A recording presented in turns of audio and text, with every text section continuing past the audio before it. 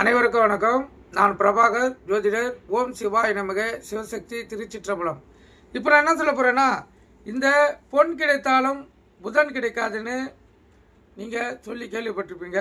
அதுக்கு ஒரு சிறு விளக்கம் சொல்கிறேன், கருத்து கொண்டு பயன்பெறுங்க.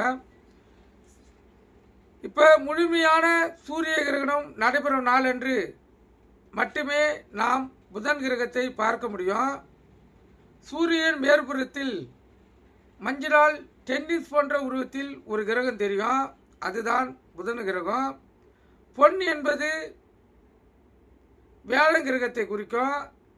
வியாழ கிரகத்தை பார்த்து விடலாம், ஆனால் புதன் கிரகத்தை பார்த்து விட முடியாது.